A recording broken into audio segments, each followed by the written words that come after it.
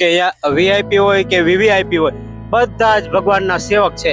જેમ મારું ઘર છે એમ જ અહીંયા સરસ મજાની આ લોકો સેવા કરી રહ્યા છે અને ભગવાન એમના પર ખૂબ રાજી થાય છે.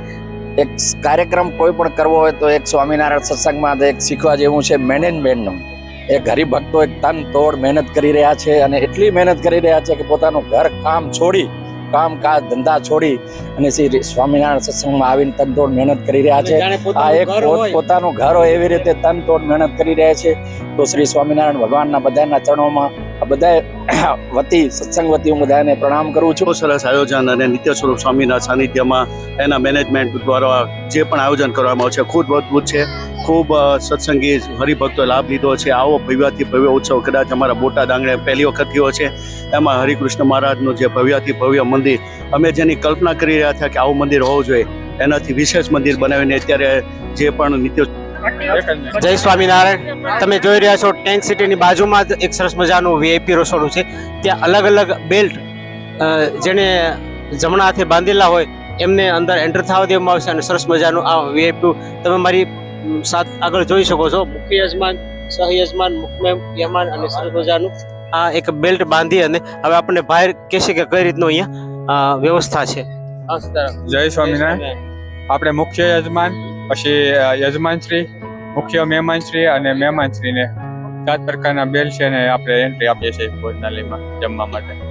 અમને 4 પ્રકારના બેલ્ટની માહિતી આપેલી છે. જે આગળથી જ જે મુખ્ય યજમાન હોય છે એ ત્યાંથી એન્ટ્રી લેતા હોય છે. હા, એમની આટલું અલગ વીવીઆઈપી રસોડું છે આ, બરોબર. જે એને હાથમાં બેલ્ટ બાંધેલો હોય એને એન્ટ્રી મળે એમ. તમે મારી પાછળ જોવો છો, આવો પાછળ બતાવો કે વીઆઈપી રસોડું અને કઈ રીતના એનું ભોજન સમારોહ.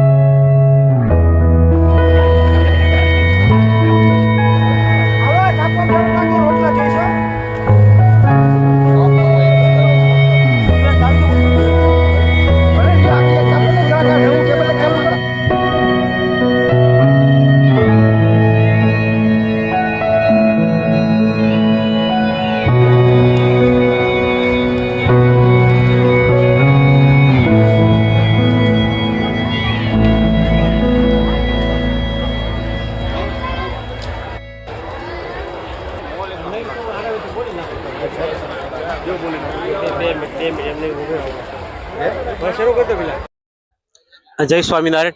હવે તમે જોઈ શકો છો સરસ મજાનું આ રસોડું છે. અહીંયાથી ડીશ લેવાની હોય છે અને સરસ મજાનું આ કાઉન્ટર ગોઠવેલું છે અને આજનું મેનુ છે શાકોત્સવ છે એટલે મેનુ વિશે તો કાંઈ પૂછવાનું જ હોય. ભરેલા સરસ મજાના રીંગણા છે, ઓળો છે, ભરેલા સરસ મજાના રીંગણા છે, તદુપરાંત દેશી ચૂલાના રોટલા છે અને ખીચડી, કઢી અને પાપડ અને સલાડ અને છાશ. આ રીતનું સરસ મજાનું અહીંયા મેનુ છે. મારી પાછળ તમે જોઈ શકો છો સરસ મજાનું આ મેનુ અને આ રીતે બધી અહીંયા વ્યવસ્થા કરવામાં આવી છે. બને રહેજો અમારી ચેનલ સાથે. હું છું વિજય ગોસ્વામી. તમે જોઈ રહ્યા છો અમારી યુટ્યુબ ચેનલ મહાદેવની મત. જય સ્વામિનારાયણ. જય સ્વામિનારાયણ. આપણે વીઆઈપી રસોડામાં પહોંચી ગયા છીએ. એન્ટર થાવ એટલે અલગ અલગ વિવિધ પ્રકારના ત્યાં બેલ્ટ બાંધી અને અંદર એન્ટર થવામાં હોય છે અને પછી ડીશ લઈ અને આપણે આજનો એ જે ભવ્ય શાકોત્સવ છે એને માણવાનો છે. આપણી સાથે દામજીભાઈ છે, એ આપણને આ શાકોત્સવ અને જે વીઆઈપી રસોડું છે એના વિશે 2 શબ્દો કહે છે.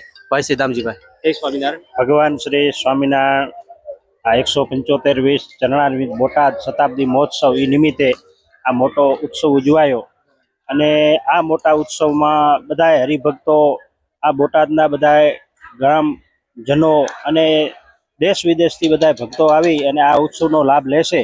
અને આ વીઆઈપી રસોડું એટલું સરસ ચાલે છે કે પોતપોતાની રીતે માણસો વીઆઈપી છે કે એકદમ વીઆઈપી છે પણ છતાં પોતાનું ધારી અને અહીંયા બધો એકદમ કેમ ચાલે છે, આ ભગવાન જ ચલાવે છે એ હિસાબથી આ બધું ચાલે છે અને બધાનો સાથ સહકારથી અને ખૂબ સારો ઉત્સવ જામ્યો છે અને ખૂબ સારો ભક્તો પ્રસાદ પણ ખૂબ લે છે અને બધાને આનંદ છે. કે અહીંયા વીઆઈપી હોય કે વીવીઆઈપી હોય બધા જ ભગવાનના સેવક છે. જેમ મારું ઘર છે એમ જ અહીંયા સરસ મજાની આ લોકો સેવા કરી રહ્યા છે અને ભગવાન એમના પર ખૂબ રાજી થાય છે. વીઆઈપી અને વીઆઈપી રસોડાના ઇન્ચાર્જ ગોપાલ ભગત આપણી સાથે છે અને એમનું વક્તવ્ય સાંભળશું. જય શ્રી સ્વામિનારાયણ. મારું નામ છે ગોકુલભાઈ. થાણા મુંબઈથી આવું છું. અમારે અહીંયા બધા ઘણા ભક્તો અહીંયા સેવા કરવા માટે આવેલા છે. આજે પરમ પૂજ્ય ગુરુશ્રીના આદેશથી અહીંયા તમામ ભક્તો બોટાદની અંદર મહોત્સવમાં જોડાયેલા છે. એમાં આજે તો શાકોત્સવ છે. સરસ મજાના બાજરીના રોટલા, રીંગણાનું શાક, કઢી, ખીચડી, સરસ મેન્યુ છે અને તમામ ભક્તો આજે પ્રસાદ અહીંયા ગ્રહણ કરી રહ્યા છે. અને ગુરુશ્રીનો રાજીપો પ્રાપ્ત કરવા માટે સ્વયંસેવકો પણ અથાગ રાત દિવસ પ્રયત્ન કરે છે અને સરસ મજાનું આયોજન કરેલું છે અને ઉત્સવ ચાલી રહ્યો છે. જય શ્રી સ્વામિનારાયણ. બોલ સ્વામિનારાયણ ભગવાનની જય. આ અમારા પ્રમુખ શ્રી છે. જય શ્રી સ્વામિનારાયણ. શ્રી પ્રમુખ આંજણા સમાજના પ્રમુખ પતિ બોલી રહ્યો છું.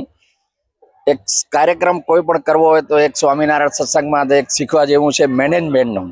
એક હરિભક્તો એક તન તોડ મહેનત કરી રહ્યા છે અને એટલી મહેનત કરી રહ્યા છે કે પોતાનું ઘર કામ છોડી, કામકાજ ધંધા છોડી અને શ્રી સ્વામિનારાયણ સત્સંગમાં આવીને તન તોડ મહેનત કરી રહ્યા છે. આ એક પોતાનું ઘર હોય એવી રીતે તન તોડ મહેનત કરી રહ્યા છે. તો શ્રી સ્વામિનારાયણ ભગવાનના બધાના ચરણોમાં બધા વતી સત્સંગ વતી હું બધાને પ્રણામ કરું છું. અને સૌ સારું આયોજન 175માં ઉત્સવ શ્રી નિત્યસ્વરૂપ દાસજીના આનંદ ધ્યાનમાં બધા આ સ્વીકાર બધા હરિભક્તોએ માણ્યો. બહુ જ મજા આવી. જય શ્રી સ્વામિનારાયણ.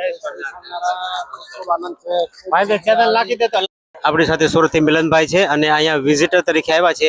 તો એનો અનુભવ આપણને શેર કરશે કે કેવી અહીંયા એમને સ્વામિનારાયણ સંપ્રદાયનું મેનેજમેન્ટ અને કઈ રીતનું રાખ્યું છે. એવું ભાઈ મિલનભાઈ.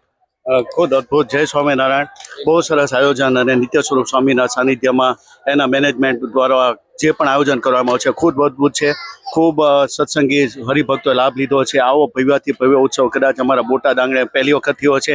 એમાં હરિકૃષ્ણ મહારાજનું જે ભવ્યાથી ભવ્ય મંદિર, અમે જેની કલ્પના કરી રહ્યા હતા કે આવું મંદિર હોવું જોઈએ, એનાથી વિશેષ મંદિર બનાવીને અત્યારે જે પણ નિત્ય સ્વરૂપ સ્વામીના મેનેજમેન્ટ દ્વારા કરવામાં આવ્યું તે ખરેખર એક બિરદાવવા માન્ય છે. અને સાથે રાકેશ પ્રસાદજી મહારાજ જેના માર્ગદર્શન અને જેના માર્ગદર્શિકાની અંદરમાં આ પણ જે પણ વહીવટ થયો છે એ બહુ અદ્ભુત છે. વિશાળ ડોમ છે. આજે તો મારે સુરત જવા માટે નીકળી જવાનું છે, પણ કદાચ શક્ય હોત તો મારે પૂરેપૂરા દિવસો અહીંયા લાભ લેત અને અહીંયા પૂરો સમય ફાળવી દેત, પણ જોગાનો જોગ સુરતનું કામ હોવાથી જવા માટે આવ્યો છું. આજે નીકળી જાઉં છું. ખૂબ અદ્ભુત અને ખૂબ અનેરો ઉત્સવ છે. Thank you. અદ્ભુત. જય સ્વામિનારાયણ. જય સ્વામિનારાયણ.